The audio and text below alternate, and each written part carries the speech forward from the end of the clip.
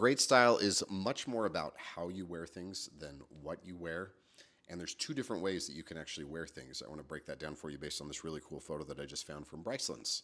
So if you take all these individual pieces, nothing is really that fascinating. He's got on a blazer, a striped button up, a pair of denim, some bit loafers, a ball cap. Yeah, you could argue that some of the accessories are a little bit interesting, but like the white socks, like nothing by itself is like, wow, that's a really cool statement piece. And too often when guys start getting into style, they shop according to pieces and they're always looking for something that's like, that's going to have an impact and that's a big deal, without realizing that more often than not, the impact that you want is first of all created by the combinations of different pieces. So let's break down some of the ways that he's wearing these things. You've got the high sheen on the black bit loafers with the white socks that are not gym socks. You can tell by the way that they're ribbed that this is more like a dress sock that's white.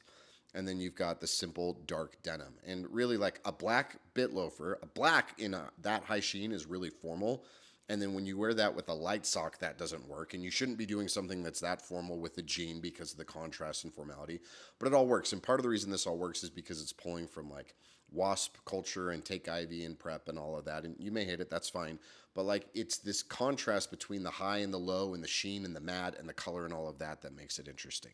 Or same thing here, like look at his tattoos. And a lot of times guys don't think about things like their tattoos, their grooming, their body language, their facial structure as part of the style story, but it absolutely is. So like take these tattoos. Now, I don't know what any of these mean, and I don't know anything about this guy, but they do have a vibe that feels very like traditionally sailor, classic Americana, very like rough and gritty, and there's like a masculinity to them, and then it's balanced out against, again, like the white loafers or like the pearl on the bracelet, like very interesting contrast that's happening there between those. Or we could take a look at like the ball cap, which is very casual, being worn against a navy sport coat and a shirt that is not necessarily like a full-on dress shirt just by like the texture and the material and the pinstripe and stuff like that, but it is definitely not a super casual shirt, and you can tell that by just how deep that collar is. Like this is the kind of shirt that is designed to be worn with a tie and certainly not to be worn with a ball cap. And so again, more juxtaposition that's created there.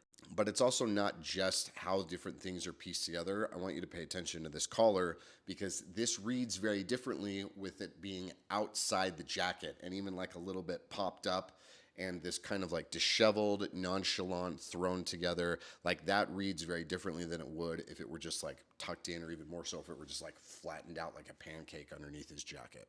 Nothing too crazy when you take each individual piece, but when you put it all together, it creates something that is compelling. It's going to be polarizing. Some people are going to love it. Some people are going to hate it. That's what good style is.